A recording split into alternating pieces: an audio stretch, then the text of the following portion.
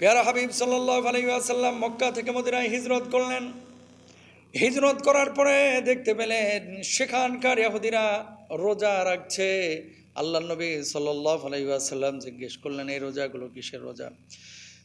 জবাব দেওয়া হলো, মুসা আলাইহিস সালাতু ওয়াস সালামকে যেহেতু আমরা অনুসরণ করি, আল্লাহ রাব্বুল আলামিন ওই মুসা আলাইহিস সালাতু ওয়াস সালামকে ফেরাউনের অত্যাচার থেকে, জালিম ফেরাউনের কাছ থেকে মুক্তি দিয়েছিলেন এই 10ই মুহররম।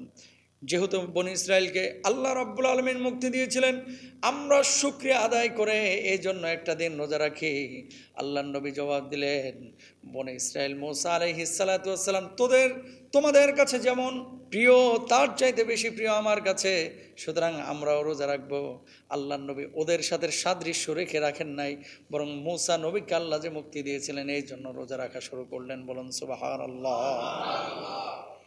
এই জন্য আল্লাহ নবী বলেছেন, খলিফুল মুশরিকিন, মুশরিকদের বিপরীতে গিয়া, ইহুদিদের বিপরীতে গিয়া রোজা একটা না, রোজা রাখবা দুইটা, হয় 9 তারিখ 10 তারিখ অথবা 10 তারিখ 11 তারিখ, এই দুইটা রোজা কেউ যদি আশুরার এই সময় রাখে, আল্লাহ নবী কি বলছেন, সিয়ামু ইয়াউম আশুরা তাসবিহু আলাল্লাহি আইয়ুকাফিরা সানাতাল্লাতী ক্বাবলা অথবা ইউকাফিরাস সানাতাল মাদিয়া। আল্লাহ নবী বলছেন, কেউ যদি এই আশুরার দিবসের রোজা রাখে, আল্লাহ রাব্বুল আলামিন তার পূর্বের 1 বছর আর পরবর্তী 1 বছরের গুনাহ খাতাগুলো মাফ করে দেবে।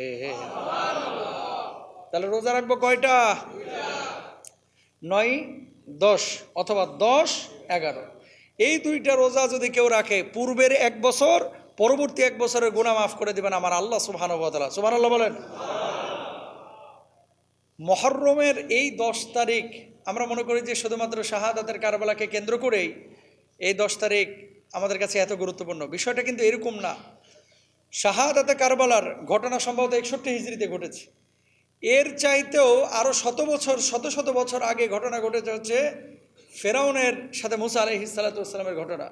তো ফেরাউনকে আল্লাহ সুবহানাহু ওয়া তাআলা পানিতে ডুবিয়ে মেরেছিলেন। মুসা আলাইহিস সালাতু ওয়াস সালামকে আল্লাহ সুবহানাহু ওয়া তাআলা তার গোত্রীয় লোকদের সাথে একত্রিত করে আল্লাহ সুবহানাহু ওয়া তাআলা সাগরের বুক চিরে আল্লাহ রাব্বুল আলামিন রাস্তা নির্মাণ করে মুসা নবীকে পার করেছিলেন। জোরে বলেন সুবহানাল্লাহ। যে সমস্ত মুজিজা মুসা নবীকে দেওয়া হয়েছিল, আল্লাহ সুবহানাহু ওয়া তাআলা দিয়েছিলেন। বগলের শুভ্রতা, হাত দিলে সাদা আলো বের হতো। আল্লাহু আকবার বলেন।